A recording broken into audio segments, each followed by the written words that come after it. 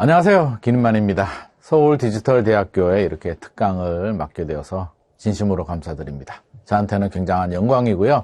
오늘 부동산 시장과 오르는 아파트 고르는 기술이라는 주제로 부동산 시장, 그리고 올라가는 이유, 또 투자 전략 모두 한번 제가 가지고 있는 모든 역량을 쏟아부어서 인사이트를 알려드리도록 하겠습니다. 자, 3개의 파트로 구성되어 있고요. 첫 번째 파트는 집값이 오르는 이유, 도대체 집값이 왜 이렇게 올라가는 것일까? 우리 그 이유를 먼저 살펴보는 시간 가져보도록 하겠습니다. 저는 요즘 여러 가지 활동을 굉장히 많이 하고 있습니다. 라디오스타도 나왔었고요. 김구라 씨하고 그리구라 유튜브도 같이 하고 있는데 왕성한 활동을 하는 만큼 앞으로도 꾸준히 서울디지털대학교와 인연을 맺고 특강을 하도록 하겠습니다. 3개 파트로 구성되어 있고요. 트렌드와 수요와 공급, 도대체 집값이 올라가는가, 장기적으로 우상향하는 이유까지도 한번 살펴보는 시간을 가지도록 하죠. 먼저 최근 아파트 시장 트렌드부터 좀 살펴보도록 하겠습니다. 2026년 집값이 2025년 집값이 많이 올랐고요. 2026년 시장을 앞두고 있는데 2026년 또 많은 분들이 질문을 합니다. 집값 어떻게 될 것인가? 어떻게 될 것 같습니까? 저는 하락 요인을 찾지는 아직 못하고 있습니다. 집값이 하락을 하려면 하락 요인이 있어야 되고요. 집주인들이 그 하락 요인으로 인해서 불안감을 느끼고 급매로 팔게 되고 집을 사려는 매수자들은 집을 안 사게 되면 가격이 떨어지는데 그런 요인들이 과연 뭐가 있을까?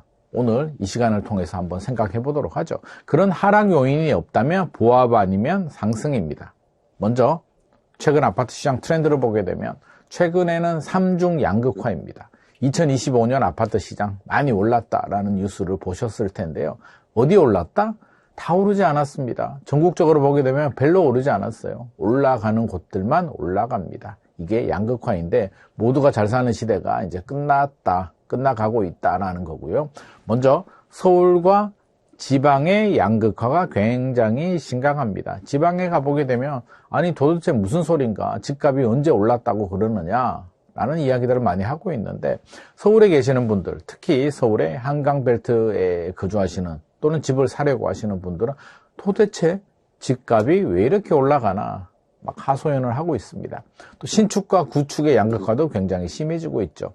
서울에서는 느끼지 못하는데 그 느끼지 못하는 이유는 구축 아파트들은 재건축, 재개발을 통해서 개발이 되면서 호재가 되기 때문에 서울은 신축도 올라가고 구축도 올라갑니다만 지방으로 가게 되면 신축 아파트는 3억, 5억씩 가는데 구축 아파트는 1억도 안 하는 아파트들도 있습니다. 격차가 굉장히 벌어지고 있고요. 아파트와 비아파트 격차도 차이가 벌어지고 있습니다. 비아파트는 전세 사기 우려 때문에 굉장히 어려움을 겪고 있는데 아파트는 전세 매물이 없어서 지금 난리도 아닙니다. 그래서 아파트와 비아파트의 양극화도 심해지고 있다.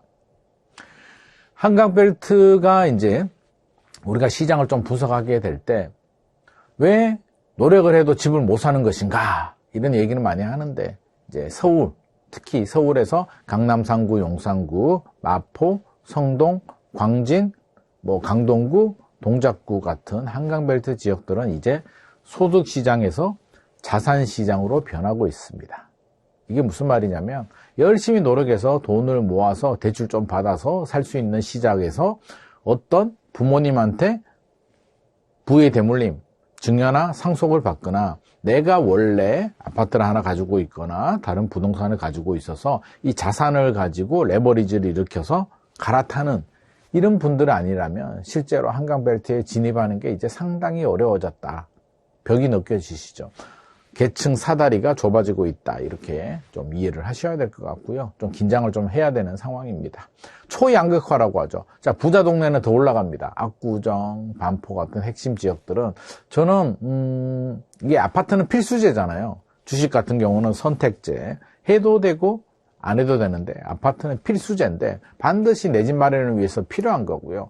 내 집 마련을 못 하게 되면 이제 전세, 월세라도 이제 거주를 해야 되기 때문에 집은 반드시 필요한 필수제인데 압구정, 반포 같은 완전 핵심 지역들은 사치제 같습니다. 에르메스나 샤넬 같은 느낌이죠.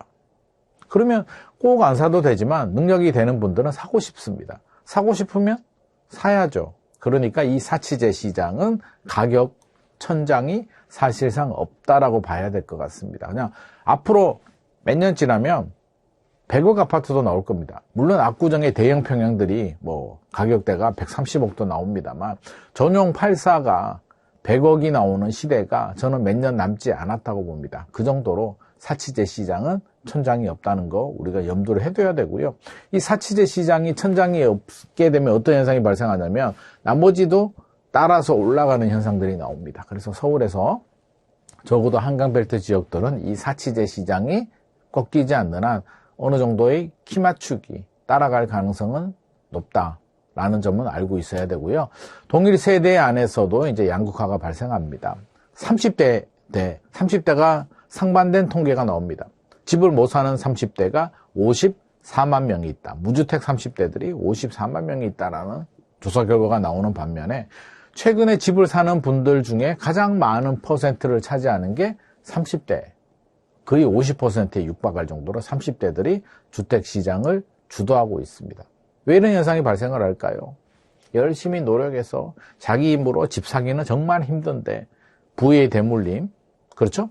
소득시장에서 자산시장으로 이동을 하면서 증여나 상속을 통해서 또는 코인, 주식 또는 뭐 사업소득, 쇼핑몰 같은 걸 운영해서 유튜브를 통해서 뭐 이렇게 돈을 버신 분들이 들어오고 있기 때문에 신흥 청년 부자들이 많이 좀 탄생을 하고 있는 상황이고요. 또 아파트 시장은 똘똘한 한 채가 트렌드입니다. 옛날처럼 여러 채를 투자하지 않습니다. 괜찮은 거 한 채만 투자하고요. 두 채 가진 사람들도 팔고 상급지 한 채만 사는 현상들이 뚜렷해지고 있습니다. 다주택자 규제 때문에 발생한 현상인데 집을 많이 가지게 되면 세제적으로 불이익을 당하기 때문에 똘똘한 채 현상이 생깁니다. 그러니까 무주택자들이 한 채를 사거나 1주택자들이 팔고 상급지로 갈아타거나 2주택, 3주택자도 팔고 한 채로 갈아타는 게 이제 최근에 거래가 주도하고 있고요. 부의 대물림도 상당히 많이 진행이 되고 있습니다. 증여가 예전에는 부모님이 결혼할 때 좀 도와주고 마지막에 돌아가실 때 상속을 해주는데 요즘은 자녀분들이 30대 정도 되면 거의 부모님들이 알아서 증여를 해주는 현상들이 빈번히 발생을 하고 있습니다. 그래서 이렇게 시장 흐름이 최근 몇 년간 급변하고 있다는 점은 우리가 좀 예의주시를 해야 될 것 같습니다. 최근에 조사 결과를 보게 되면 월급 한 푼도 안 쓰고 모아서 서울 아파트 사는데 14년이 걸린다고 합니다. 자, 이걸 잘못 해석하게 되면 14년 동안 열심히 노력하면 난 내 집 마련할 수 있겠네? 라고 생각할 수도 있는데, 자, 생각을 해보자고요. 연평균 한 가구당 평균 정도가 7,500만 원 정도 된다고 합니다. 7,500만 원 가구가 부부 맞벌이 하든지 중위가격 아파트 10억 5천만 원 살려면 14년이 걸린다고 하는데 한 푼도 안 써야 되잖아요. 어떻게 월급을 한 푼도 안 씁니까? 20%만 세이브하면 70년이 걸립니다. 대출을 받는 게 유일하게 레버리지를 줄이는 방법이죠. 그 레버리지라는 게 시간의 레버리지를 줄이는 방법입니다. 대출이나 전세를 끼고 사게 되면 70년이 아니라 35년, 20% 모아서 35년 아니면 더 빨리도 할 수도 있는데 문제는 최근에 대출도 안 나온다는 거죠. 대출 없이 집 사는 건 불가능하고 대출도 잘 안 나오기 때문에 집 사는 걸 거의 포기하는 분들이 늘어나고 있다는 게 좀 안타까운 현실입니다. 그래서 실제로 돈 모아서 집 산다는 건 불가능하고요. 어떻게든 전세를 끼고 사든 대출이 나올 때 생애 최초는 70%까지 나오니까 최대한 레버리지를 활용해서 이 기간을 단축시키는 게 핵심인 것 같습니다. 30대부터 이제 양극화가 발생한다고 하죠. 서울 아파트 평균 매매가가 12억 4천인데 LTV 40% 하면 최초 7억 4천만 원 정도 필요하잖아요. 그러니까 LTV가 40이니까 60%의 돈을 마련해야 되는데 2024년 통계 기준으로 수도권 전체 가구 평균 순자산이 5억 4,738만 원입니다. 실질적으로 집 사기가 굉장히 힘들어졌다라는 게 통계도 나오고 있고요. 30대가 무주택 가구 추이가 52만 7천 명인데 아마도 2024년 통계니까 2025년 통계는 54만 명 정도 될 것으로 예상하고 있습니다.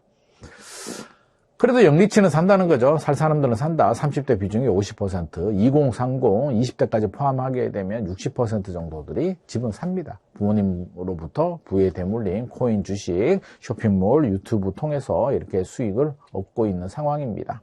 더 문제는 뭐다?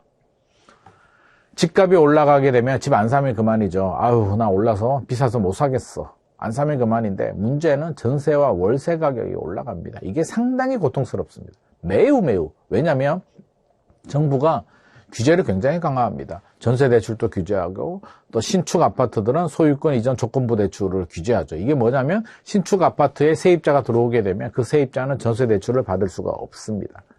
대출 받기가 굉장히 힘들어져요. 규제가 강화되니까 집 못 사겠어. 그냥 전세로 가야겠어. 매매 수요가 전세로 이동하게 되면서 전세 수요는 증가하게 되고요. 입주 물량도 감소합니다. 2024년보다 2025년은 좀 괜찮았는데 2026년부터 입주 물량이 급감하죠. 아마 3년에서 5년 정도 입주 물량이 부족할 것 같습니다. 입주 물량도 부족하고 대출 규제 때문에 입주하기도 어렵고 자연스럽게 갱신 계약을 하시는 분들이 늘어나죠. 그러니까 전세 매물이 줍니다. 입주 물량도 안 나오고 기존에 살던 분들은 눌러 앉아버리니까 신규 또는 기존 매물들이 안 나옵니다. 전세 매물 감소하게 되고요. 전세 매물 감소하니까 전세 가격이 상승하게 되고 자연스럽게 월세 가격도 상승합니다. 안타깝게도 2025년 월세 비중은 63% 정도 됩니다. 이게 2021년에 43%였으니까 완전히 3분의 1에서 3분의 2로 이제 임대차의 비중 중에 월세가 트렌드 주도를 하고 있는 상황이고요.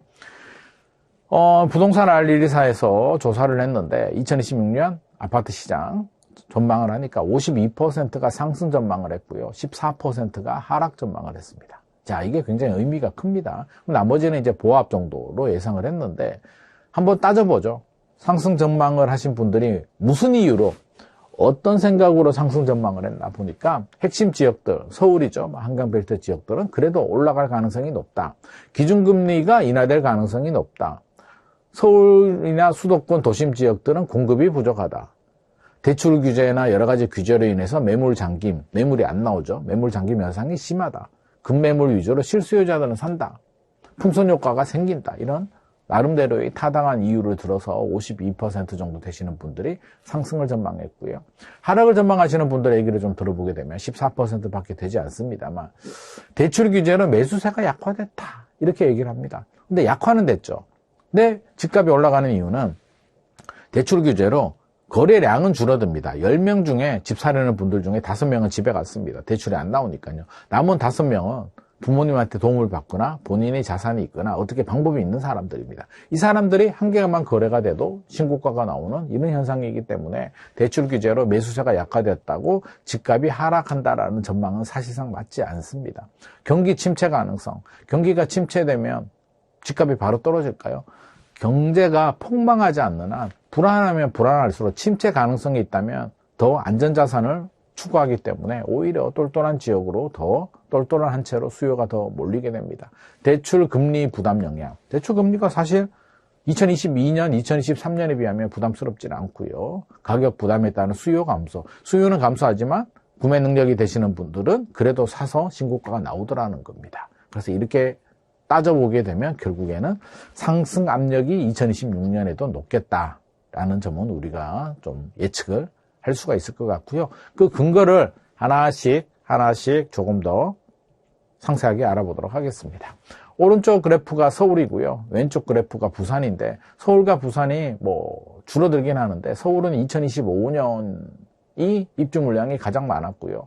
2026년이 지금 너무 적게 나오는데 좀 반영이 좀 더 되면 좀 더 올라가긴 합니다만 그럼에도 불구하고 국토교통부 통계는 28,000호라고 나오는데 28,000호는 청년주택까지 다 포함한 거고요. 민간 아파트를 포함하게 되면 아마 한 2만 호 수준 정도 밖에는 되지 않을 것 같습니다. 거의 2024년 정도에서 조금 더 낮은 수준이 2028년까지 이어질 것 같으니까 2026년, 7년, 8년, 이 3년은 입주 물량 공급의 보릿고개가 시작이 될 거고요.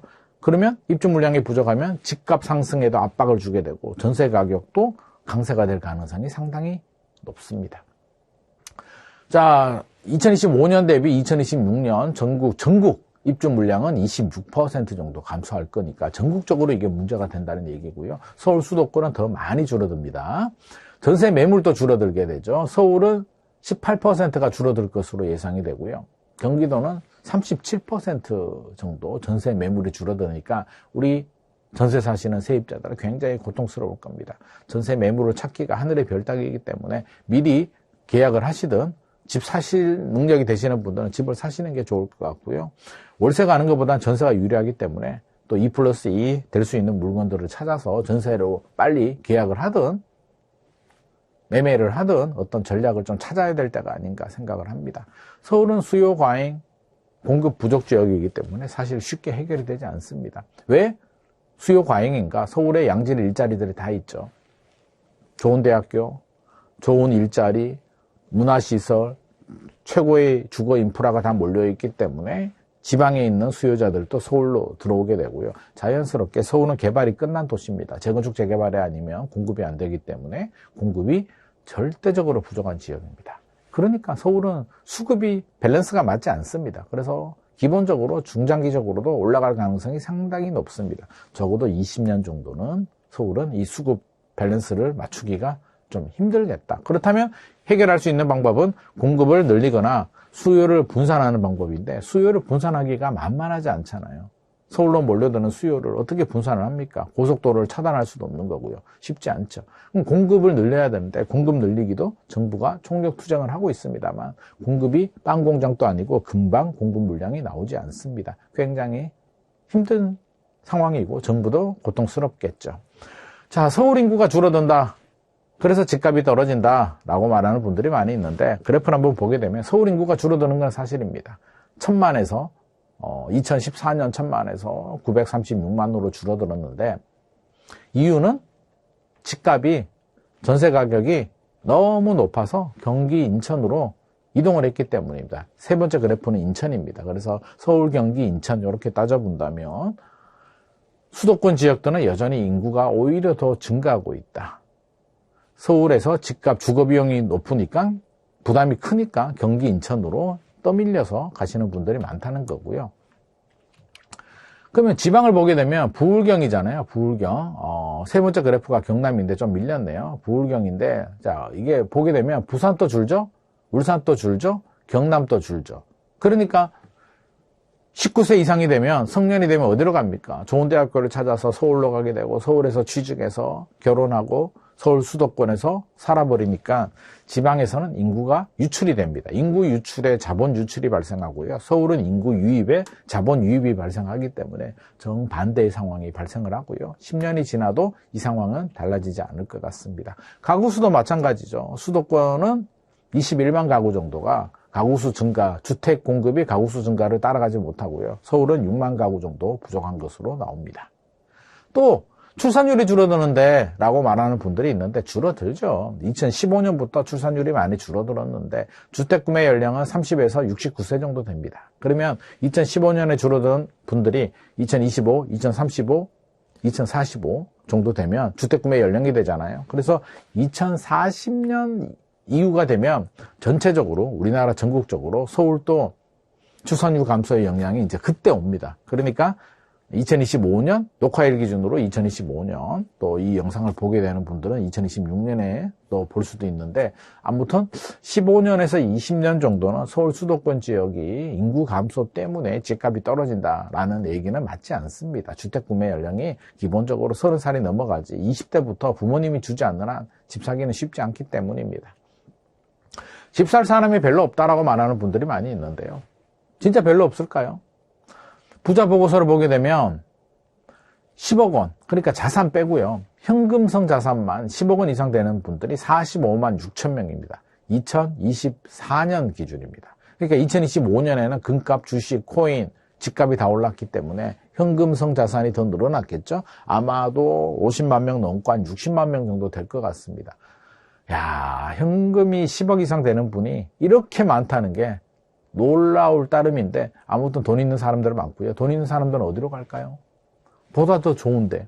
그러니까 한강벨트나 경부벨트 이런 지역들 위주로 수요 이동이 발생을 합니다. 예전처럼 아무데나 사고 주택수를 뭐 두채, 세채 막 늘리는 시대도 아닙니다. 규제가 너무 많기 때문에 똘똘한 한 채로 가게 된다면 이 돈 있는 사람들이 이렇게 많은 사람들이 300억 이상 되는 사람들도 한 10,000명 정도인데 실제는 저는 더 많다고 생각합니다. 코인 부자들도 많이 있기 때문입니다. 이분들이 갈 수 있는 그 최고의 입지의 아파트는 그렇게 많지 않습니다. 그래서 항상 그 사치제 시장, 최고의 시장은 여전히 공급이 많이 부족한 상황이고요. 서울도 여전히 공급이 부족합니다. 집값은 장기적으로 우상향한다라는 이야기를 많이 하는데요. 왜 집값은 우상향하죠? 일단 기본적으로 인플레이션, 그러니까 물가가 올라가는 것만큼 화폐 가치가 떨어집니다. 우리가 요 점은 좀 생각을 해야 됩니다. 그래서 10억 원의 돈을 그대로 금고에 넣어두고 10년이 지나게 되면 명목 가치는 10억이 그대로인데 실질 가치는 7억 4천으로 떨어집니다. 그 얘기는 역설적으로 10억 원이 실물 자산인 아파트를 사게 되면 10년이 지나서 14억, 15억 가는 건 크게 많이 올랐다고 볼 수는 없고요. 그냥 인플레이션 방어를 한 겁니다. 그렇게 생각을 하셔야 돼요. 그래서 화폐 가치 하락이 반영이 된다. 거기에 분양가는 올라갑니다. 서울 평균 분양가가 4,700이라는데 분양가가 올라가는 게 최근에 환율이 또 불안하잖아요. 수입 물가, 시멘트, 철근값 올라가죠. 인건비 당연히 올라가죠. 거기에 또 물가 상승분도 반영이 되고 최근에 또 친환경이라고 하죠. 친환경도 돈이고요. 안전, 중대재해법. 안전하게 지으려면 어떻게 해야 되나요? 공사기간이 길게 많은 사람들을 투입을 해야 되니까 모든 게 다 돈입니다. 복지. 그래서 결국에는 분양가는 내려가기는 힘들다. 올라갈 일만 있다. 분양가가 일시적으로 내려갈 때는 시장이 완전히 얼어붙어서 건설회사들이 안 팔리니까 울며 겨자 먹기로 가격 할인을 해야 되는데 그거는 일시적인 현상이고요. 분양가는 꾸준히 올라갑니다. 예전보다도 올라가는 속도가 더 빨라지고 있죠. 모든 요인들이 복합적입니다. 분양가 내리려면 물가도 잡아야 되고요. 친환경도 안 해야 되고요. 노동자 안전도 무시해야 되고요. 수입 물가도 더 내려야 되고 여러 가지가 있는데 쉽지 않잖아요. 그렇죠? 자, 금리도 지금 트렌드를 보게 되면 한국은행이 2025년 마지막 금통위 11월 금통위 때 또 동결을 했습니다. 집값 문제와 환율 문제, 물가를 고민을 해서 금리를 못 내렸는데 왜 내리려고 하느냐? 오히려 올려야 되는 거 아니냐라고 얘기를 하는데 금리를 올리면 집값은 안정될 수는 있죠. 집값은 안정되는데 미국이 내리고 있는데 우리만 올려가지고 지금 안 그래도 경제 상황이 상당히 좋지 않은데 더 힘듭니다. 그래서 우리만 기준금리를 올릴 수도 없는 거고요. 지금 경제를 생각하면 내려야 되는데 집값과 환율 이런 문제 때문에 또 못하고 있으니까 결국에는 동결입니다. 2025년 11월 금통위 때 의견이 반반이 나왔습니다. 2026년 인하 전망이 3명 나왔고요. 동결 전망이 3명 나왔습니다. 결국에는 인상 기조는 아니다는 점은 일단 부동산 입장에서는 긍정적이다라고 평가를 할 수가 있고요. 금리 인하 기조가 얼마 내리느냐도 중요한데 인상으로 바뀌느냐가 굉장히 중요합니다. 그래서 인상 기조가 바뀌는지를 2026년에도 좀 예의주시를 할 필요가 있을 것 같고요.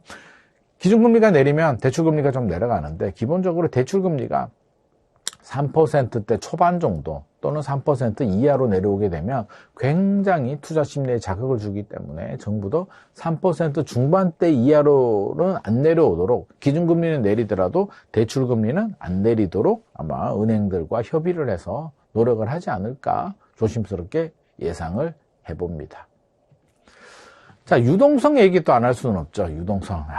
최근에 제가 만나는 분들은 한결같이 그 얘기를 합니다. 불안하다고 얘기를 합니다. 현금이 5억 있는 분들도 불안하고요. 10억 있는 분들도 불안하고요. 20억 있는 분들도 불안하답니다. 왜 불안하냐라고 물어보니까 자, 나는 열심히 노력해서 돈을 이렇게 모았는데 주식을 산 친구도 돈을 벌었고 금을 산 친구도 돈을 벌었고 집을 산 친구도 돈을 벌었고 코인을 한 친구도 돈을 벌었는데 열심히 노력해서 돈을 모은 나만 벼락거지가 될 것 같은 두려운 마음. 이 불안감 때문에 2026년에 집을 많이 삽니다. 이러다가 더 올라갈 것 같다. 그렇다고 해서 평생을 모은 돈을 주식을 하기에는 너무 공격적이고 모험이 크잖아요. 코인은 더 불안하고.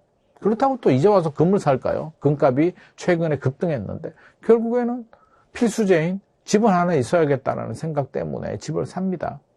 그러니까 이게 유동성의 의미거든요. 왜 집값도 오르고 주식도 오르고 코인도 오르고 금값도 오를까? 유동성인데 유동성 증가를 보게 되면 일단 KDI는 통화량이 1% 늘면 집값은 0.9% 상승한다라는 조사 결과가 나왔는데 미국이 돈을 많이 풀거든요. M2 우리가 현금화할 수 있는 통화량, M2 통화량 증가율보다 우리나라 M2 증가율이 더 높습니다.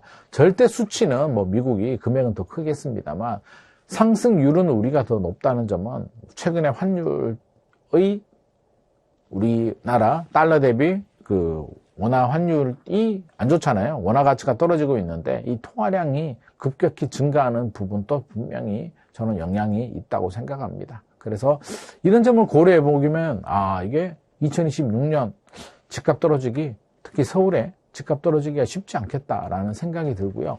20년간 서울 아파트 거래량을 실거래 가격 추이를 보게 되면 노란색이 서울이고요.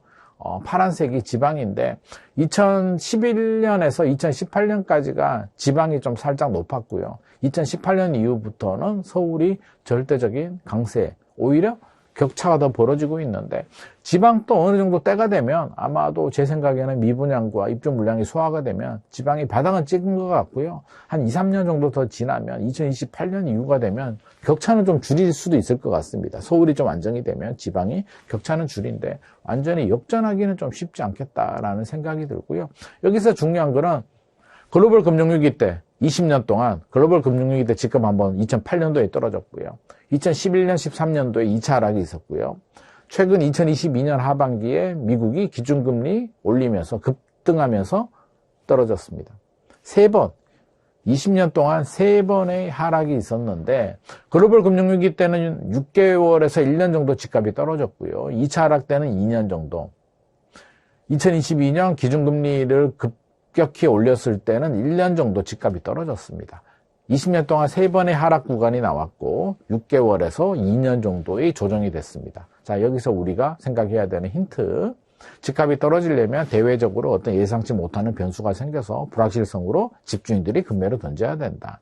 길어야 2년이다. 그렇다면 내 집 마련을 할 때 자금 계획을 우리가 이렇게 세워야겠죠. 갑자기 집값이 떨어지는 구간이 갑자기 발생할 수도 있다. 예상치 못하는 변수로 인해서. 그러면 우리가 2, 3년 정도는 허리끈 졸라매고 대출이자 내면서 집값이 떨어지더라도 버텨야 되겠다. 적어도 3년 이상은 버틸 수 있는 여력, 능력이 리스크 관리입니다. 리스크 관리가 되시는 분들은 이제 내 집 마련을 하셔도 되겠죠. 또 마지막으로 진짜 집값 많이 올랐는 거 맞아? 라고 생각할 수도 있는데 제가 인플레이션 헤지라고 말씀드렸잖아요.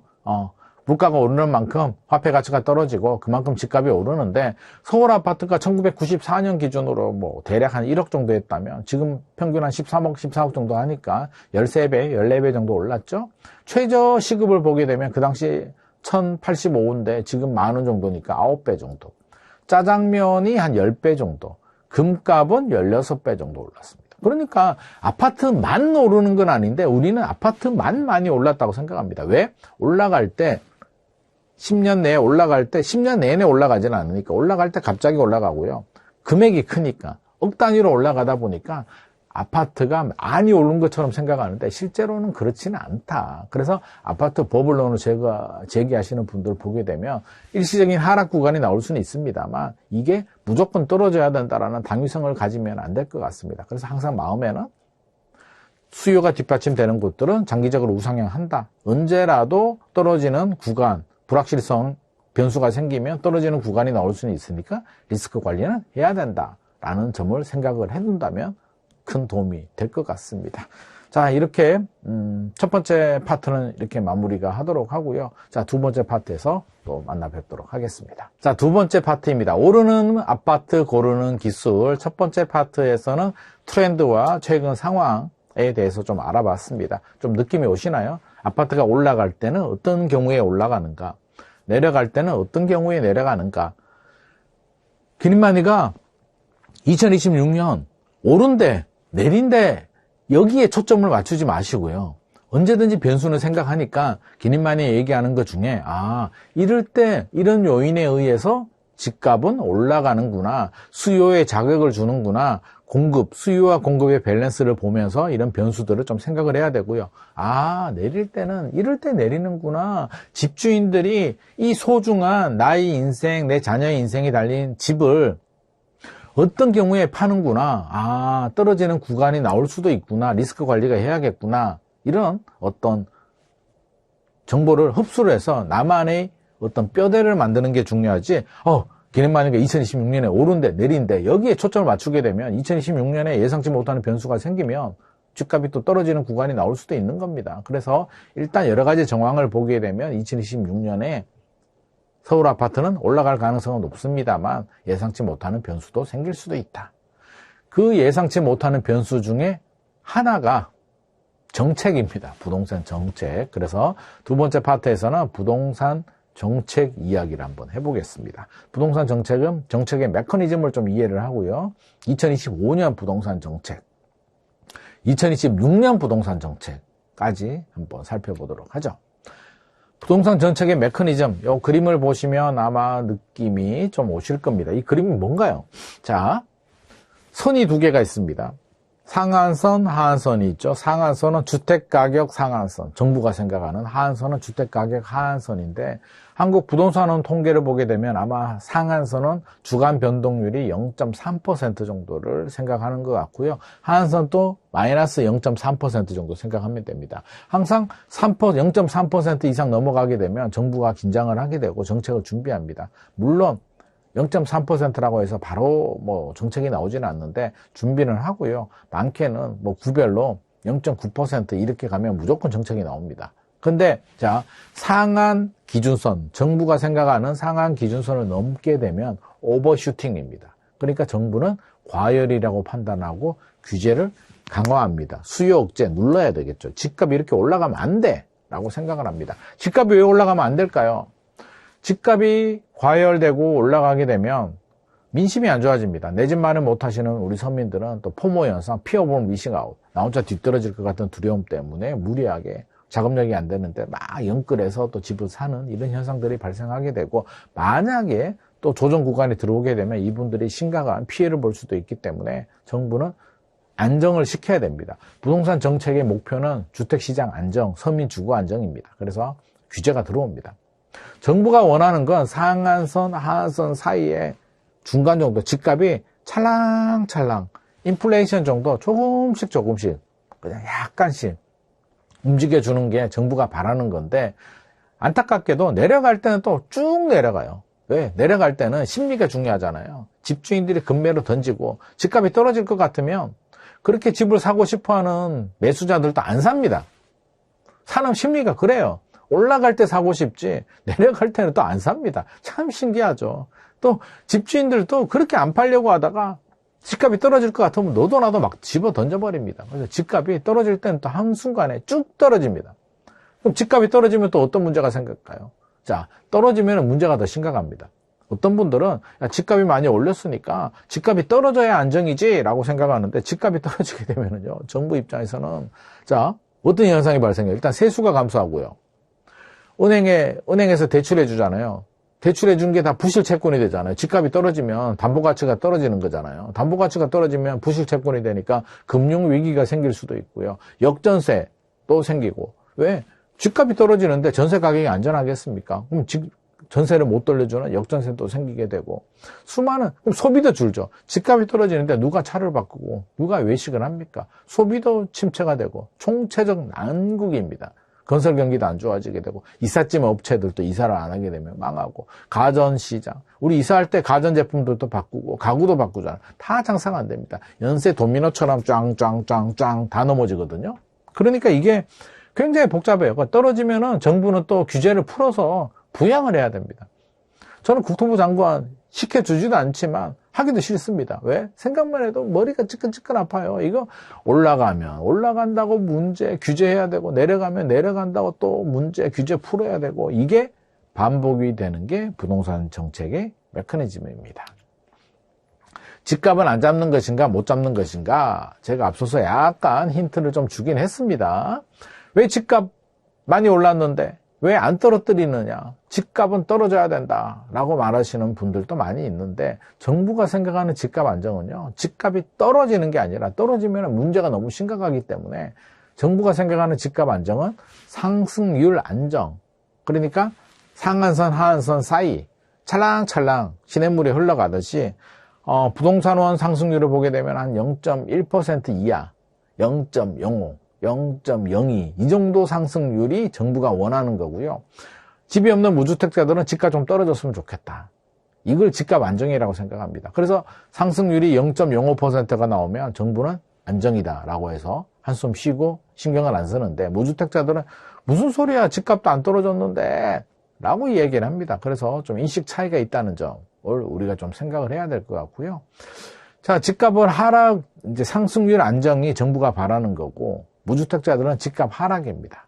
집값 하락은 이제 쉽지 않아요. 집값이 하락하게 되면 또 경기 부양을 위해서 규제를 풉니다. 그래서 이런 메커니즘을 우리가 좀 이해를 좀 해야 될 것 같고요. 이걸 바탕으로 해서 2025년 부동산 정책에 대해서 한번 살펴보도록 하겠습니다. 2025년 부동산 정책은 땅 3번 발표가 됩니다. 627 대책이 발표가 되고요. 97 공급 대책이 발표가 되고요. 11호 또 규제 대책이 발표가 됩니다. 물론 또 11월 말에 97 공급 대책 후속 조치의 공급 대책이 살짝 나왔고요. 12월에 또 추가적인 공급 대책을 또 준비는 하고 있는데, 일단은 주요 대책을 보게 되면 이렇게 3번의 대책이 발표가 됐습니다. 결국 12월에 공급 대책이 나오더라도 97 공급 대책의 연장이기 때문에 97 공급 대책을 좀 봐야 되는데, 일단 627 대책은 수요 억제 정책입니다. 대출 규제입니다. 대출 규제. 그러면 대출 규제는 LTV, DSR이 있거든요. LTV는 집값 대비 얼마나, 담보대출 인정 비율, LTV가 50%면 집값이 10억이면 5억까지만 대출이 나오는데, 거기에 DSR이라는 게 있죠. 총 소득 대비 원리금 상환 비율을 정합니다. 그래서 원리금 상환 비율을 하는데, 5억이 대출이 나오더라도 LTV가 50%임에도 불구하고 총부채 원리금 상환 비율, DSR이 걸리게 되면 너는 연봉이 없네? 5억이 아니라 1억도 안 나올 수도 있습니다. 그러니까 우리는 LTV로 집값 대비 담보대출 인정 비율을 정하고 DSR로 소득 대비 이중 대출 규제를 하는데 굉장히 좋아요. 저는 이거 굉장히 설계를 잘했다고 생각합니다. LTV, DSR 매우 좋습니다. 가계부채 안정에도 도움이 되고 매우 좋은데, 627 대책에서는 좀 더 나갔어요. 수도권 전 지역이나 또는 규제 지역 같은 경우에 6억까지만 대출해 주겠다. 제가 예를 들어서 연봉이 10억인데 30억 아파트 살 수 있잖아요. 연봉이 10억인데 사려고 해도 6억까지만 대출이 나온다는 거예요. 좀 이게 좀 너무하긴 하죠. 능력이 됨에도 불구하고 DSR로 능력 되는 사람만 대출 받아라고 했는데 집값이 올라가니까 6억으로 잘라버렸고요. 6억으로 자르는 거에 플러스 6개월 내 기존 주택 팔아야 되고요. 6개월 내 전입신고까지 해야 되니까 거의 토지거래허가 구역처럼 만들어버렸습니다. 이게 너무 나간 것 같아요. 제가 볼 때는. 특히 문제가 되는 게 전세대출. 소유권 이전 조건부 전세대출을 규제하고 전세대출 보증 비율을 또 강화하게 되면서 결국에는 전세난이 발생하는 빈미를 제공을 합니다. 이게 문제입니다. 디딤돌 버팀목 대출도 좀 한도를 축소했고요. 생활안정자금도 줄였습니다. 자, 이렇게 하니까 7, 8월이 좀 안정이 되다가 9월이 돼서 불안한 거예요. 그래서 정부가 공급 대책을 발표합니다. 97 공급 대책인데, 이 공급 대책입니다. 뭘 하냐면 수도권에 135만 호, 5년 내에 2030년까지 135만 호를 착공하겠다. 서울은 33만 4천 호를 착공하겠다라고 합니다.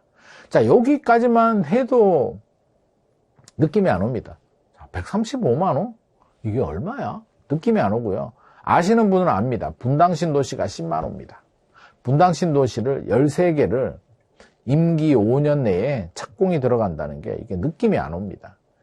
3기 신도시가 진행 중이죠. 물론 3기 신도시 합니다.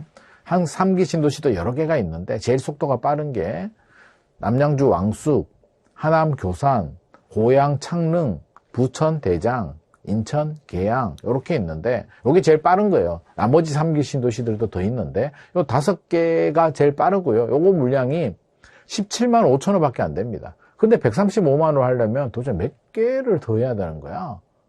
쉽지 않습니다. 자, 여기서 그쳐도 그나마 다행이었는데 뭘 얘기를 하냐면, 97 공급 대책에서 규제지역 LTV 40%로 원래 50이었거든요. 70에서 50으로 줄어드는데 40으로 더 강화하겠다. 주택 임대 사업자, 매매 사업자 LTV 제로로 하겠다. 그리고 토지거래 허가 지정 권한을 국토교통부가 가지고 오겠다라고 얘기를 하니까 시장은 이제 이상 반응을 합니다. 이거 조만간 규제 나오겠다. 규제 나오기 전에 사자라고 해서 난리가 납니다. 97 공급대책 발표되고 오히려 집값이 더 오릅니다. 난리가 나니까 11호 규제 대책을 통해서 이제 세 번째 대책이 나왔는데 2026년 굵직굵직한 세 번째 대책이 나왔는데 서울 전역과 경기도 12곳을 조정 대상 지역, 투기 과열 지구, 토지 거래 허가 구역으로 묶어버렸습니다. 야, 이거 어마어마하죠. 보통 조정 대상 지역 지정하고 그래도 올라가면 투기 과열 지구, 토지 거래 허가 구역 순차적으로 적용하고 지역도 지역별로 핀셋 규제를 했는데 풍선 효과를 차단하겠다고 한 번에 다 묶어버렸습니다. 굉장히 강력한 규제를 해버렸죠. 이렇게 되면 세금 중과세, 취득세, 양도세도 중과세가 시행이 되고요. 물론 양도세는 2026년 5월 9일까지 한시적 유예가 되기는 했습니다. 그럼에도 불구하고 대출 규제 들어가죠. 뭐 양도세, 중과세도 들어가지. 막 여러 가지 규제들이 이제 날립니다. 특히 토지거래가 구역으로 지정이 되면 전세를 끼고 사지도 팔지도 못하게 됩니다. 여기에 대출 규제 더 들어가죠. 25억 넘어가게 되면 2억까지만. 앞서서 제가 627 대책으로 6억까지 수도권 지역, 규제 지역은 6억까지라고 했는데 거기서 25억 넘어가게 되면 2억, 15억에서 25억 사이는 4억만 대출이 나옵니다. 어마어마하죠. 이 정도면 거의 폭탄급이라고 할 수는 있는데 집값이 떨어졌을까요? 안타깝게도 집값이 떨어지진 않습니다. 거래량은 떨어졌는데 집값이 안 떨어지는 이유는 10명 중에 5명, 6명은 집을 못 사죠. 나머지 3명, 4명은 집을 산다는 거예요. 능력이 되는 사람들은, 구매 능력이 돼. 내가 자산이 있거나 부모님한테 받거나 사업 소득이 있는 사람들은 그래도 한두 개가 거래가 되는데 그 한두 개가 신고가가 나오더라는 겁니다. 이게 정부가 이제 딜레마입니다, 이게. 도대체 집값은 왜 이렇게 안 잡히는 것일까? 생각을 해보게 되면은요. 자, 이 메커니즘을 좀 이해를 해야 됩니다. 우리 집을 살 때는 어떻게? 먼저 구매 욕구라는 게 생깁니다. 집 사고 싶어. 사야 될 것 같아. 필요해. 사고 싶어. 욕구가 생기게 되면 구매 능력을 따지는데 구매 능력은 세 가지가 있죠. 하나는 자기 자본. 두 번째는 대출. 세 번째는 전세. 전세도 세입자가 집주인한테 돈을 빌려주는 거기 때문에 무이자 대출하고 똑같습니다. 그래서 이것도 일종의 대출이에요. 구매 능력입니다. 이 세 가지인데 자, 정부 정책을 보게 되면 627 대책으로 대출 규제했죠. 6억까지만. 11호 대책 때도 물론 20억 넘어가게 되면 2억까지만 대출해준다라고 나왔고요. 전세 대출은 11호 대책 때 토지거래가 구역을 지정하면서 전세 끼고 사고 팔지 못하게 했습니다. 경기도 12곳까지. 물론 풍선 효과가 생겼습니다. 지정되지 않은 곳들은 혜택을 받는데 본의 아니게 자 대출 규제했죠. 그러니까 대출 규제하고 전세 규제했죠. 거기에 세무조사한다고 하니까 자기 자본은 또 97 대책에서 세무조사한다고 했으니까 결국에는 구매 능력을 다 제한을 했습니다. 야, 구매 능력을 이렇게 제한하는데도 왜 집을 사지? 구매 욕구가 남아 있습니다. 왜 이름에도 불구하고 집을 사고 싶은 것일까? 구매 욕구를 보게 되면 지금 대한민국 사회가 저성장으로 갑니다. 저성장 장기 침체의 길목입니다. 양극화가 발생하게 되죠. 서울 집값은 올라가는데 지방의 자산은 오히려 떨어집니다. 지방은 인구 유출, 자본 유출이 발생을 하고 있죠. 양질 일자리도 없습니다. 산업 경쟁력도 약합니다. 시간이 지나도 자산 가치가 또 올라갈 것 같지가 않다라는 불안한 마음이 있으니까 지방에 계시는 분들이 어떻게 합니까? 올라옵니다. 서울 아파트를 사신 외지인 비중이 26%가 넘는다고 합니다. 4명 중에 1명은 외지인들이라는 얘기입니다. 그러니까 한 개만 거래가 돼도 신고가가 나오는데 이 외지인들이 26%니까 더 자극을 주는 거고요. 유동성도 굉장히 많습니다. 그러다 보니까 열심히 노력해서 돈만 모으신 분들이 벼락거지가 될 것 같은 두려운 마음이 드는 거죠. 이 두려운 마음 때문에 구매 욕구를 자극합니다. 정부는 또는 일부 분들은 이거를 투기라고 간주합니다. 투기 세력, 투기라고 간주해서 규제를 하는데 저는 대한민국에서 집 하나 사는 걸 투기라고 간주해버리면 이게 여기서 정책의 왜곡이 생깁니다. 내 집 마련 하나 하는데 나의 인생, 내 노후, 내 자녀를 위해서 집 하나 사겠다는데 이걸 투기로 간주해서 규제를 한다? 국민들이 공감을 할까요? 내가 집이 2채가 있는데 3채, 4채를 늘려. 이거는 투자죠. 좋게 말하면 투자, 나쁘게 말하면 투기가 될 수도 있고 진짜 투기는 뭡니까? 진짜 투기는 무자본 갭 투자 같은 걸 여러 채 해가지고 세입자를 위기에 빠뜨리는 여차하면 전세금을 못 돌려줄 수도 있잖아요. 이런 게 무자본 갭 투자 또는 어떤 뭐 위장 전입을 한다든지 아니면 인위적인 집값 띄우기 뭐 이런 게 저는 진짜 투기지. 아니 불안하고 이제는 집 하나 사야겠다고 집 한 채 사는 사람을 투기로 간주해가지고 이렇게 규제해버리게 되면 시장은 공감을 못하니까요. 시장이 무슨 공감을 합니까? 나는 투기를 안 했는데. 나는 투기를 안 했어라고 생각을 하다 보니까 이게 정부 정책이 어떤 약발이 먹히지 않는 겁니다. 왜? 나는 투기 안 했으니까. 집 하나 샀으니까. 라고 생각하는데 요즘 옛날처럼 다주택자들이 없거든요. 정부도 당황하는 겁니다. 1주택자들인데 1주택자들이 집을 사요. 규제는 해야 되는데 어떡하지? 문재인 정부 때는 집을 여러 채를 산 사람들을 투기로 간주해서 다주택자들은 규제하고 무주택자들은 규제를 안 했는데 많이 풀어졌죠. 지금은 1주택자들만 사다 보니까 규제를 어떻게 해야 되지? 라고 해서 생각을 했던 게 야 대출 많이 받으면 투기잖아 라고 해서 대출 규제를 하게 되고요. 왜 전세 끼고 사? 네가 입주해야지 라고 해서 전세 대출 규제해버렸는데 결과적으로 어떻게 나왔습니까? 이런 규제가 왜곡이 생기면서 역설적으로 전세 가격이 올라가고 월세 가격이 올라가고 집값도 못 잡는 이런 왜곡이 발생을 하고 있습니다. 135만 원 공급 대책을 발표했음에도 집값을 못 잡는 이유는 제가 앞서서 말했죠. 공허한 메아리. 야 분당 신도시가 10만 원인데 5년 내에 분당 신도시 13개를 무슨 수로 3기 신도시 중에서 가장 속도가 빠른 5개 고양 창릉, 부천 대장, 인천 계양, 남양주 왕숙, 하남 교산 17만 5천 원밖에 안 되는데 이것도 2018년에 발표해서 아직도 쩔쩔매고 있는데 135만 원을 어떻게 착공하지? 라는 생각을 가지고 있으니 약발이 안 먹히는 거고요. 자, 서울은 공급이 부족하죠. 그래서 2026년에 보게 되면 공공분양 2만 9천 호 하겠다고 하는데 이 중에 서울은 1,300개밖에 안 나옵니다. 1,300개도 강동구에 강일지구에 8월에 1,300개 나오고요. 경기도가 23,800개 정도 나오는데 이 중에 평택고덕은 또 이게 미분양도 많고 물량도 많거든요. 물량 많은 곳에 더 물량이 나옵니다. 더 문제는 일사천리로 진행이 돼도 어떤 경우라도 2016년에서 2028년까지는 입주 물량 부족의 보릿고개를 해결하기는 어렵습니다. 시장에서는 이걸 우려하는 거고요. 정부는 이 우려에 대한 답을 줘야 되는데 아직은 답을 주지 못하고 있습니다. 궁극적으로 장기적으로는 서울의 수요 과잉을 분산을 해야 되죠. 그래서 지방의 양질의 일자리, 좋은 대학교, 좋은 대학병원, 주거 인프라를 만들어주고 굳이 지방에서 서울로 올라오지 않더라도 지방에서 직장 취직도 하고 잘 먹고 잘 살고 또 투자도 하고 이렇게 지방 경쟁력 강화가 진정한 서울 수요 분산인데 이런 정책을 할지는 좀 지켜봐야 되겠죠.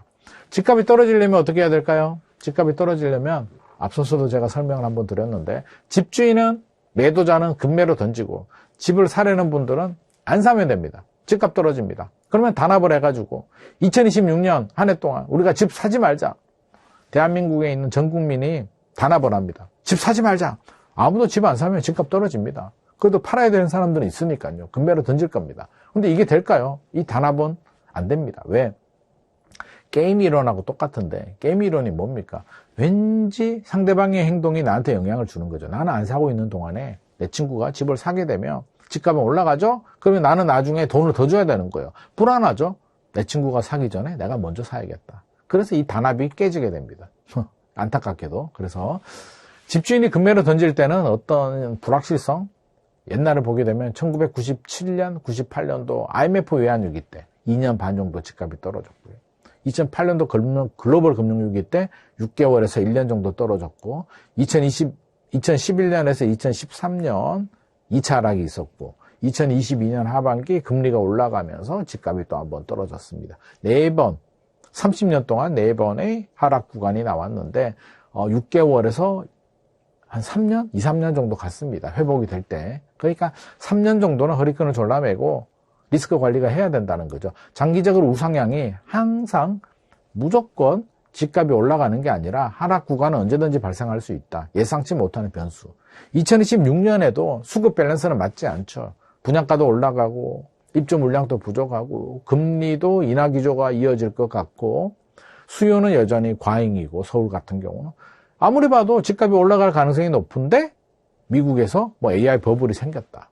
아니면 금리가 갑자기 또 막 많이 올라간다라고 하면 이런 예상치 못할 변수가 생기면 하락 구간이 나올 수도 있는데 이거를 우리가 100% 예상할 수는 없기 때문에 우리가 항상 51% 확률을 가지고 따져야 되는데 51% 확률이 미국의 AI 버블 터질 확률이 51%가 넘는다고 생각하시는 분들은 기다리시고요. 그게 아닌 분들은 내 집 마련을 하시되 항상 리스크 관리는 해야 된다라는 점은 우리가 염두를 해둬야 될 것 같습니다. 그럼 2026년에 부동산 정책은 어떻게 될 것인가? 이제 남은 게 세금 규제죠. 부동산 수요를 억제하는 규제는 대출 규제, 금융 규제가 있고요. 지역 규제, 그러니까 토지거래가고요, 조정 대상 지역, 투기 과열 지구, 지역 규제 이미 나왔죠. 대출 규제는 6.27 대책 때, 지역 규제는 11.5 대책 때 나왔는데 안 나온 게 뭐냐면 세금 규제입니다. 세금 규제가 안 나오네? 왜 안 나올까요? 트라우마가 있기 때문입니다. 트라우마. 무슨 트라우마? 문재인 정부 시절에 다주택자들 세금을 어마어마하게 올렸습니다. 진짜로 보유세를 공시가격도 현실화율이라고 해서 올리고 세율도 올리고 공정시장 가액비율도 올리는데 그러다 보니까 세부담이 막 2배, 3배씩 늘어납니다. 그러다 보니 2022년 대선 때 표가 바뀌죠. 정권 교체가 됩니다. 현재 여당이죠. 더불어민주당에서 분석을 해보니까 와 이거 집값은 못 잡고 표만 잡았구나 그러니까 표만 날아갔구나 라는 어떤 두려움을 가지게 됩니다. 그래서 세금 규제를 하게 되면 표가 날아가는데 날아감에도 불구하고 집값을 잡으면 괜찮은데 집값은 못 잡고 표만 날아가 버리니까 이게 두려운 겁니다. 그래서 지금 2026년 6.3 지방선거를 앞두고 주저주저 하고 있는 이유 중에 하나가 이게 가장 큽니다. 표는 날아가고 집값은 못 잡을 수도 있다라는 건데 보유세를 인상하게 되면 일단 조세 저항이라는 게 일어납니다. 유주택자들, 집 가진 사람들 표가 이탈을 합니다. 물론 10명 중에 한 7명은 그래도 나는 지지할 거야 라고 하시는 분들이 있는데 이 3명 중에 아마 한 2명은 포기를 해버릴 수도 있고 1명은 이탈표가 생겨서 다른 데를 찍어버릴 수도 있습니다. 그러니까 두려운 거죠. 그러면 효과가 있으려면 어떻게 해야 됩니까? 보유세는 점진적으로 인상을 하고 좀 부담스럽죠. 그러면 거래세, 취득세, 양도세는 내려서 팔 수 있게 만들어주게 되면 매물이 나오면서 주택시장이 안정될 수는 있습니다. 이게 가장 이상적인데 자 거래세를 내리게 되면 또 어떤 현상이 발생할까요? 거래세를 내리게 되면 부자 감세 논란이 있습니다. 무주택자들 표가 또 날아갑니다. 이게 무슨 말이냐면 예를 들어서 제가 무주택이에요. 저는 집이 없습니다. 상대적인 박탈감을 느끼고 있겠죠. 진짜 집 살 걸. 왜 집값은 올라가는 거야? 이런 마음을 가지고 있는데 집을 사가지고 엉터결에 집을 사서 10억을 번 제 친구가 있다고 칩시다. 정부가 세금을 한 4억은 거둬야 되는데 깎아줘서 2억만 거두겠답니다. 아니 이게 도대체 왜 4억을 거둬야지 왜 10억을 번 내 친구한테 세금을 깎아주는 거야?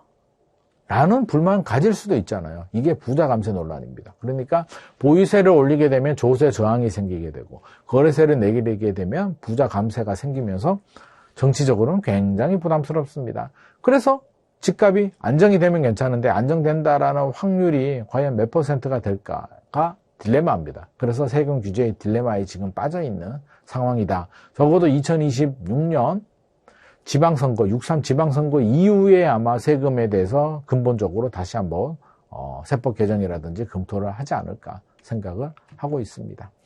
양도세, 중과세 부활에 대해서 말하는 분들이 많이 있는데요. 2026년 5월 9일까지 한시적인 유예인데 저는 2027년 5월 9일까지 유예가 된다고 생각합니다. 왜?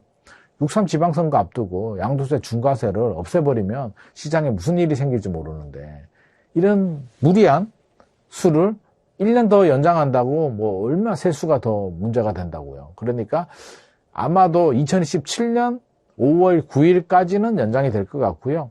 그 이후로는 또 모르죠. 그때 상황을 봐야 되는데 적어도 저는 51% 확률의 베팅을 하고 있습니다. 51%가 중요하니까요.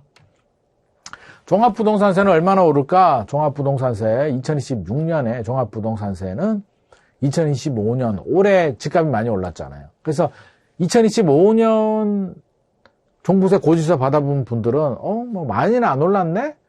라고 생각할 수도 있는데 2024년 상승분이 반영이 됐는데 2025년에 집값이 수도권 지역들은 많이 올랐기 때문에 2026년에 고지서 받아본 분들은 30% 또는 그 이상 각오는 해야 될 것 같습니다. 우리 집값 진짜 많이 올랐는데?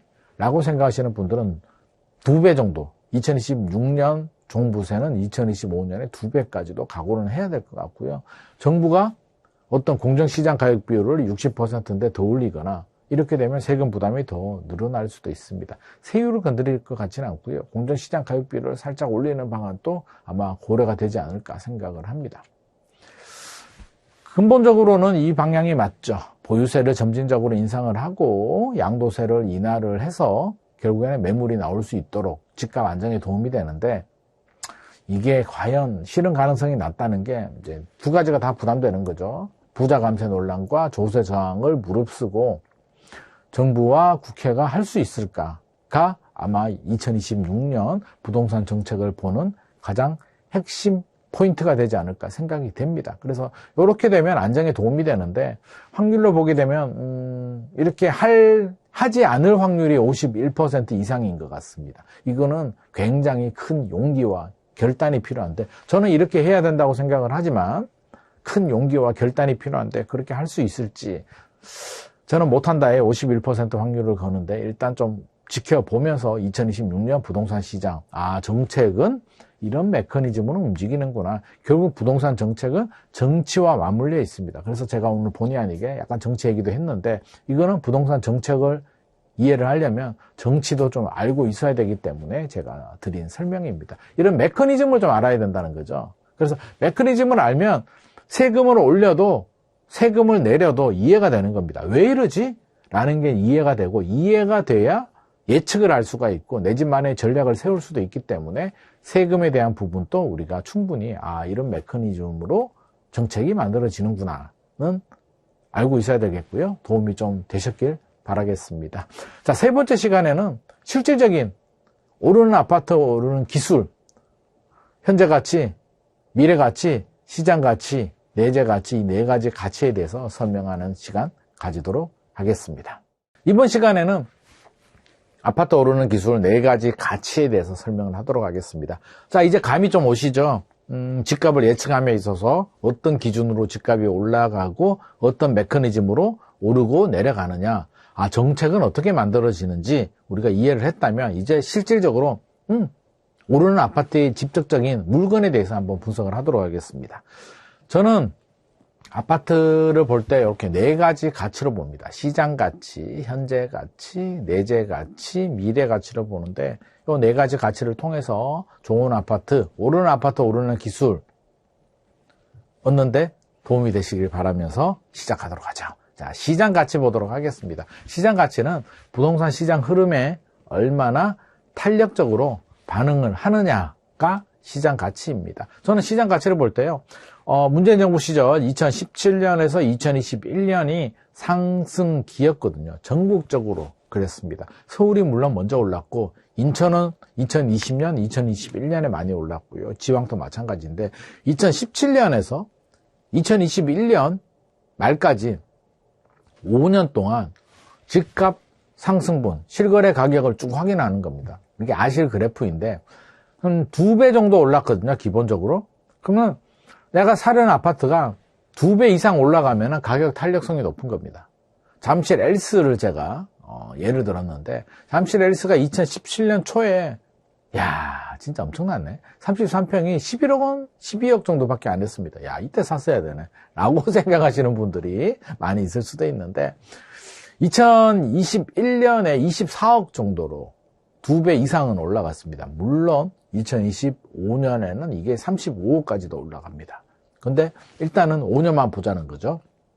전국적인 평균. 그래서 내가 사려는 아파트가 2017년에서 2021년 전국적인 상승기 동안에 2배 이상 상승했느냐가 첫 번째 기준이 돼야 됩니다. 단 너무 많이 올랐어. 남들은 2배 정도 또는 2.5배 정도, 2배에서 2.5배 올랐는데 내가 사려는 아파트만 3배 정도 올라갔어. 그러면 약간 오버슈팅이 됐을 수도 있거든요. 그러면 이유를 찾아야 돼요. 왜 이렇게 올랐지? 시장 흐름뿐만 아니라 다른 뭔가가 있나? 그래서 뭔가 개발 호재가 있었다든지 이해할 수 있는 부분이 있어야지 근데 뭐 그럴 수는 있죠. GTX가 발표가 돼가지고 쭉 치고 올라갔다? 그 얘기는 뭐예요? 오버슈팅이 됐다는 얘기잖아요. GTX가 금방 되는 것도 아닌데 나중에 2022년 조정장 때 많이 떨어지는 아파트들도 나옵니다.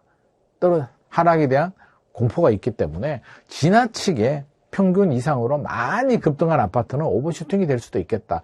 두 가지를 봐야 되는 겁니다. 5년 동안 2017년에서 2021년 사이 5년 동안 2배 이상은 올라야 되는데 지나치게 많이 3배 이상 올랐다고 하면 오버슈팅 가능성도 있겠다라는 점 알고 있어야 될 것 같고요.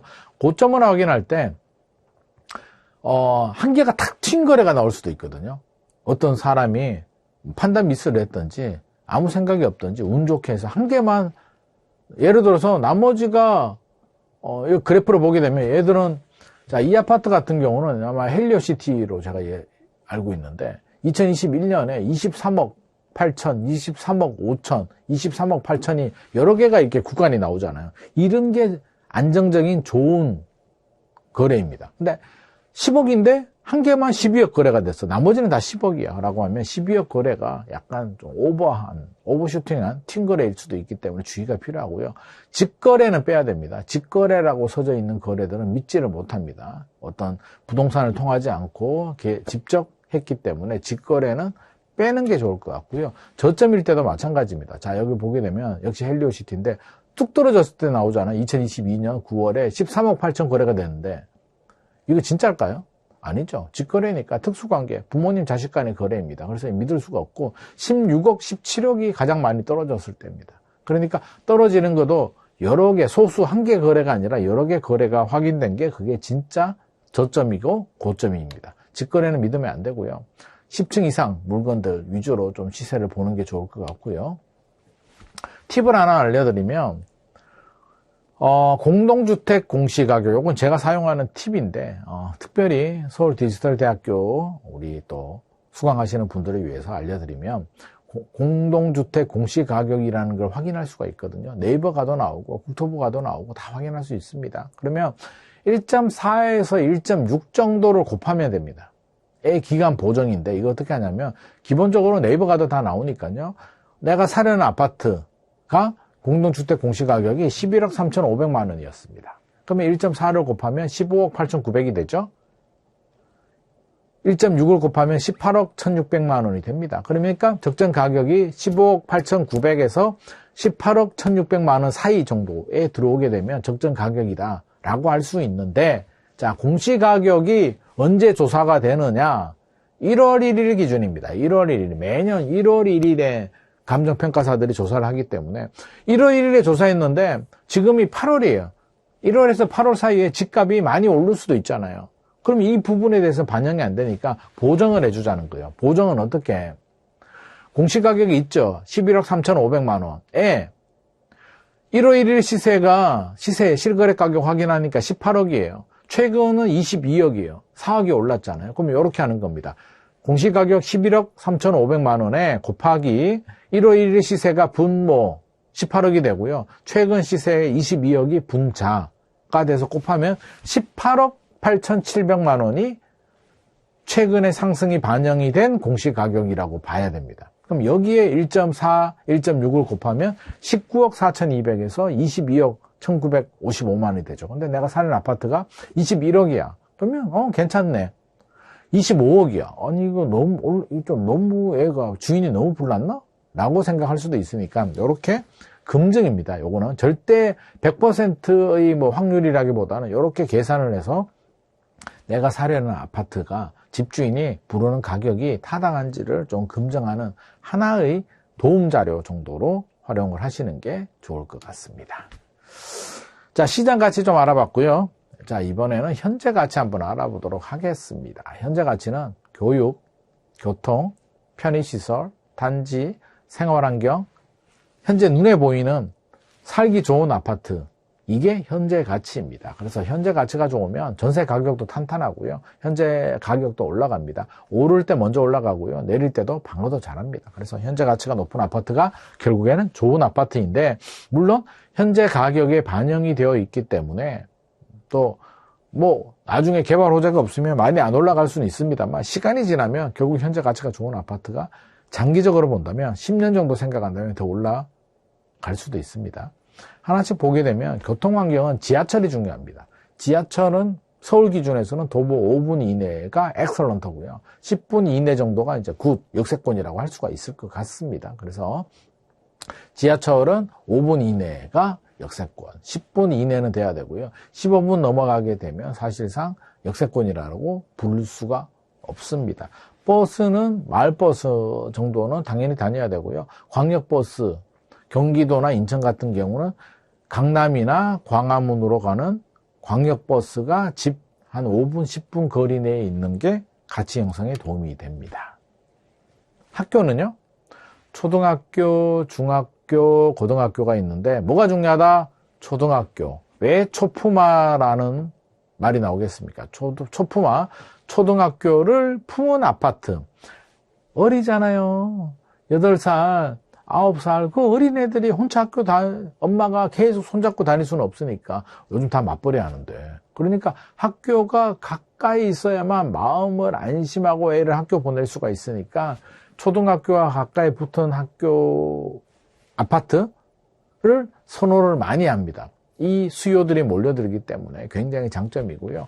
중학교, 고등학교 순입니다. 고등학교는 뭐 없어도 됩니다. 아주 멀어도 상관없고요. 고등학생들이야 뭐 어디를 가도 가니까. 중학교는 좋은 학교들이 좀 몰려 있어야 되고, 초등학교는 굉장히 중요합니다. 그리고 이제 학원가도 직접 이용하면 너무나 좋고, 집 근처에 도보로 뭐 이용할 수 있는 학원가가 있으면 베스트고, 또 유명한 학원가들 있잖아요. 평촌 학원가, 분당 학원가, 대치동, 상계, 중계은행 사거리 학원가, 목동 학원가, 일산에 또 뭐 학원가 있죠. 이런 쪽들 학원가 같은 경우는 차를 타고 한 10분, 15분 정도 거리 내에 있으면 또 좋다라고 할 수는 있겠죠. 그래서 교육 환경은 초등학교와 학원가를 좀 따져봐야 될 것 같고요. 아파트 내부를 보게 되면 2000세대가 넘어가게 되면 우리가 미니 신도시라는 얘기를 하고요. 1000세대가 넘어가게 되면 대단지를 하는데, 일단 1000세대 이상이 좋고 500세대 이상도 좋은데, 뭐 신축 아파트의 브랜드 아파트인데 주변에 아파트 단지가 많아. 신도시처럼. 그런 경우는 꼭 1000세대가 아니어도 됩니다. 500세대라도 여러 개가 몰려 있으면 시너지 효과가 나오기 때문에 크게 문제는 되지 않는데, 가급적이면 1000세대 이상이 되면 관리비도 좀 적게 나오고 커뮤니티 시설도 잘 만들어지기 때문에 좋고요. 주변에 아파트가 많이 없는데 아파트 한 개만 있어 라고 한다면 세대수가 커야 상가라든지 이런 게 들어오기 때문에 세대수가 커야 됩니다. 그래서 몰려있는 곳들은 500세대들도 괜찮다. 아파트는 신축 아파트, 10년 이내 신축 아파트나 아예 30년 넘어서 재건축 기대감이 있는 아파트들이 좋은 아파트입니다.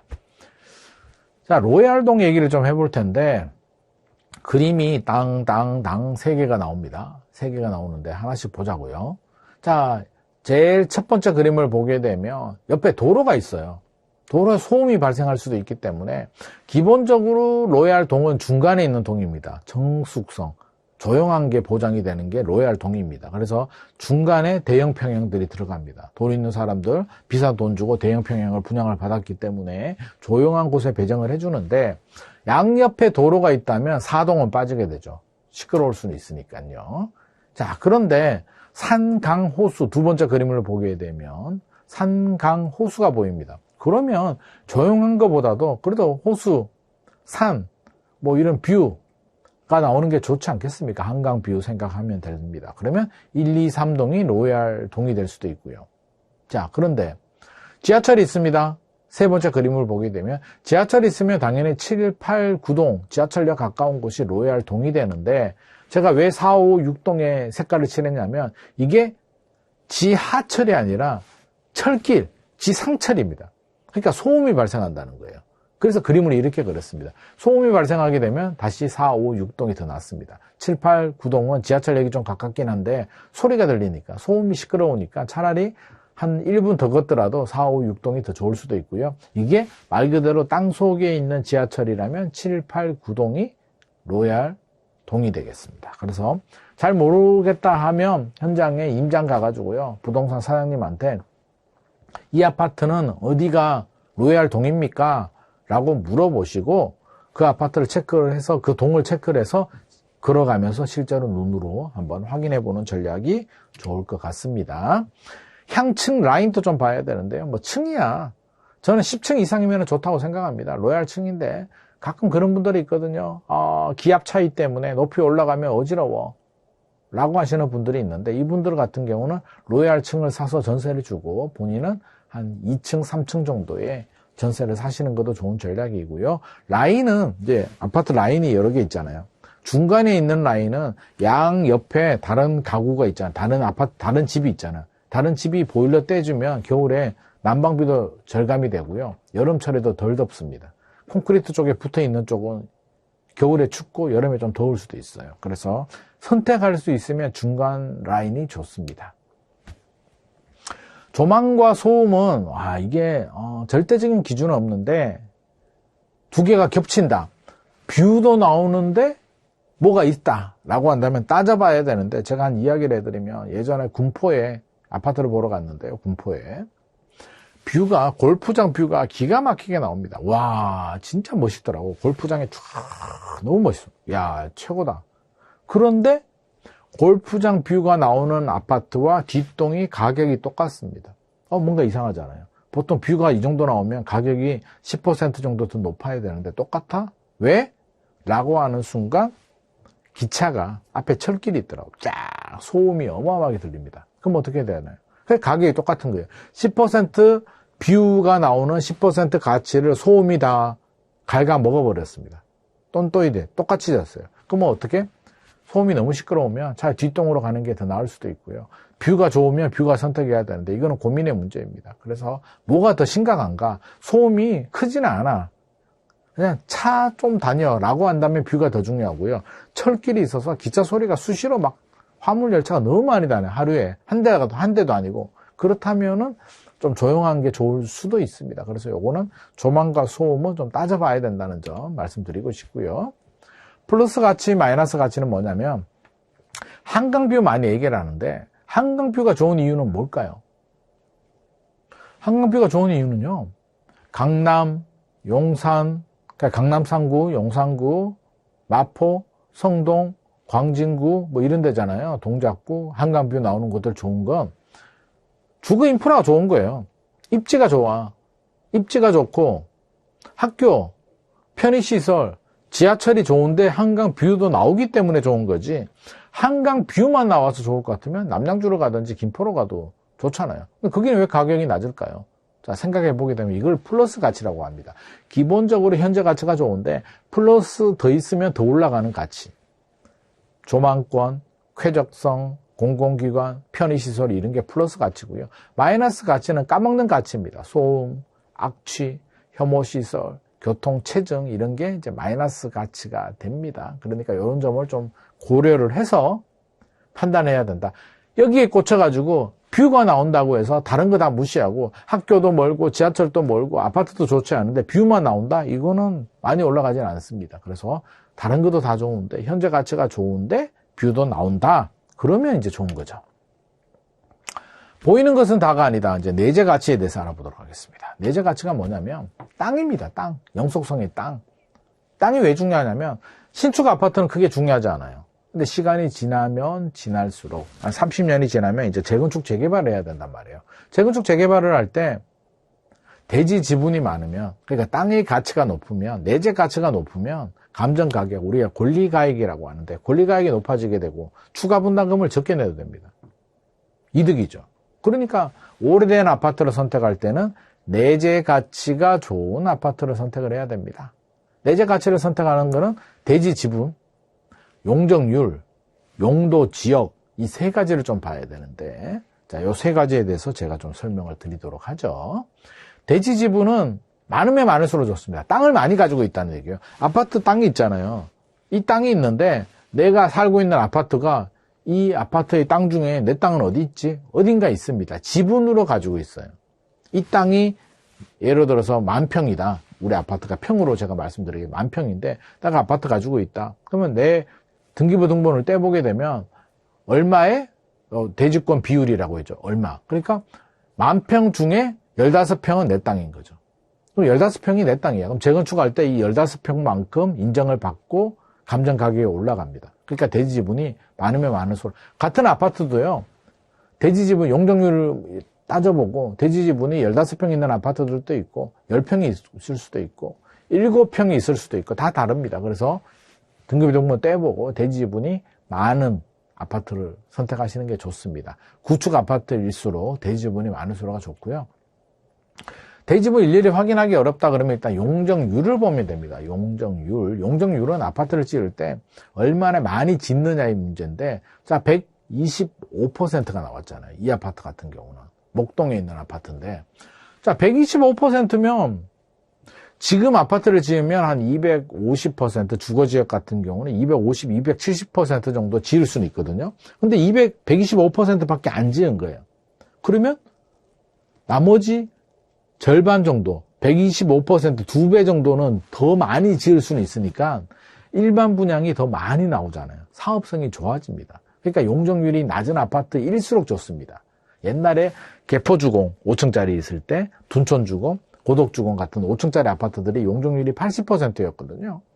그러니까 250% 지을 수 있는 땅에 80%밖에 안 지었으니까 부수고 멸실하고 새로 지으니까 일반 분양이 어마어마하게 많이 나옵니다. 그러니까 더 찾아먹을 수 있는 거를 적게 지었다는 거죠. 그러다가 나중에 신축 아파트가 되다 보니까 일반 분양이 많이 나옵니다. 그래서 용적률이 낮으면 낮을수록 사업성이 좋아집니다. 좋죠. 자, 세 번째로 확인해야 될 게 용도 지역입니다. 땅에는 등급이 있어요. 등급을 용도 지역이라고 합니다. 강남역에 가보면 고층 건물들이 엄청나게 많잖아요. 거기는 왜 용적률을 건물이 높게 많이 올라갔다는 얘기는 용적률을 높게 받았다는 건데, 용적률을 어떻게 높게 받죠? 거기는 등급이 높기 때문입니다. 상업지역이기 때문에.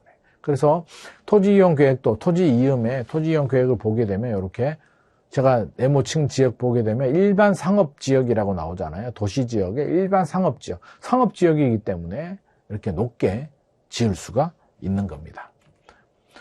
자, 간단하게 설명을 좀 드리면 용도 지역은 이렇게 구분이 됩니다. 좀 복잡하긴 한데 일단 도시지역, 관리지역, 농림지역, 자연환경 보전지역이 있는데 농림지역과 자연환경 보전지역은 빼자고요. 왜? 딱 봐도 개발이 안 되잖아. 농사 짓는 땅, 농사만 지어야 되는 땅, 자연환경 보전지역, 자연환경을 보존해야 된다고요. 그러니까 건폐율, 땅에서 얼마 정도 비율을 사용할 수 있느냐, 20%. 땅이 100평인데 20평밖에 못 써요. 80%는 빈 땅으로 비워둬야 됩니다. 개발이 굉장히 안 됩니다. 용적률도 80%밖에 안 됩니다. 그러니까 이 땅이 100평인데 총 연면적을 80%밖에 못 찾아먹는다는 거예요. 그러니까 안 되고, 그나마 괜찮은 땅이 도시지역과 관리지역인데 항상 건폐율과 특히 용적률을 좀 봐야 됩니다. 주거지역, 상업지역. 그러니까 상업지역이 좋은 게 뭐예요? 강남역 같은 곳들 용적률이 막 1300, 1500% 나오잖아요. 그렇죠? 공업지역들도 공장을 지어야 되니까 용적률을 높게 줍니다. 그래서 용도지역을 확인하고 내가 사려는 아파트가 상업지역은 가끔 있고요. 공업지역이다. 이거 대박이고요. 주거지역 중에서도 2종, 3종까지는 괜찮습니다. 근데 내가 사려는 아파트가 뭐 전용 주거지역이거나 1종 일반 주거지역 같은 경우는 용적률을 많이 찾아먹기는 어려우니까 나중에 사업성이 안 좋고요.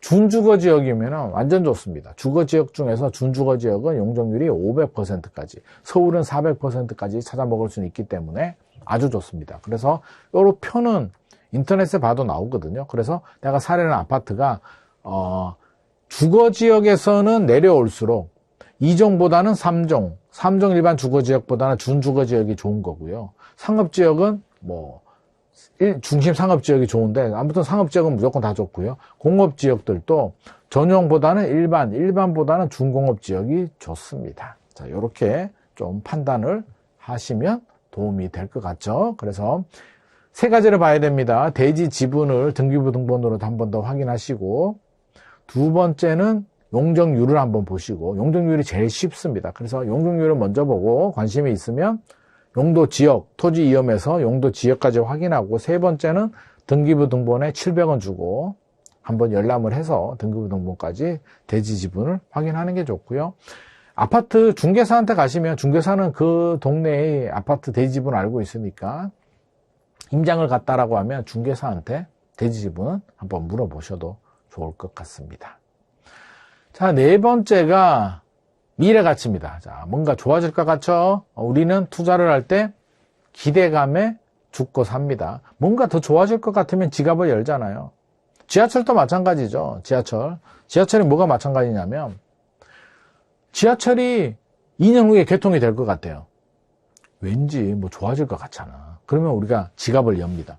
근데 지하철이 작년에 개통됐어요. 그러면 미래 가치가 이제 현재 가치로 전환이 됐기 때문에 추가 호재로 더 올라가지는 않습니다. 물론 나중에 인프라가 좋아지니까 나중에는 더 올라갈 수는 있는데 미래 가치는 기대감입니다. 더 좋아지고 더 올라갈 것 같은 기대감이 미래 가치입니다. 그래서 미래 가치가 클수록 상승의 원동력이 커지게 되는데 개발이 완료되면 현재 가치로 전환이 됩니다. GTX-A 개통이 될 때 동탄신도시 같은 경우에 2024년 3월이었나요? 개통이 될 때 개통되기 전에 막 신고가도 나오고 막 올랐거든요. 개통되고 나니까 막 그렇게 올라가진 않잖아요. 대신 이제 전세 가격이 올라갈 수는 있죠. 지하철역이 더 생기면서 살기가 좋아지니까.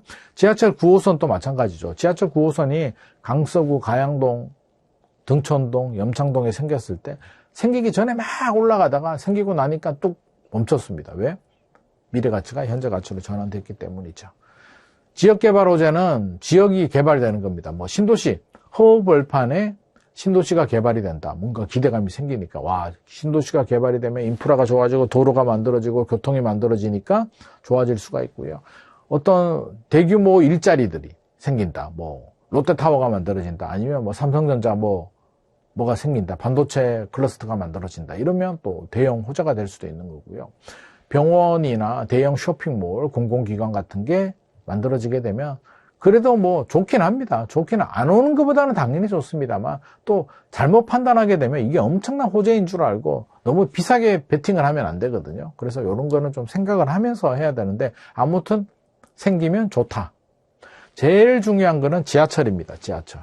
지하철이 최고의 미래 가치입니다. 지하철이 생기면 왔다. 지하철은 기본적으로 발표될 때, 착공될 때, 완공될 때 오르는데 우리나라 사람들이 이제 성격이 급하기 때문에 소문 날 때 한번 오르고 발표될 때 오르고 이제 착공될 때, 그러니까 공사 들어갈 때 이제 많이 오릅니다. 그리고 완공되기 전까지 오릅니다. 완공되기 전까지. 그래서 그건 생각해야 될 부분이고요.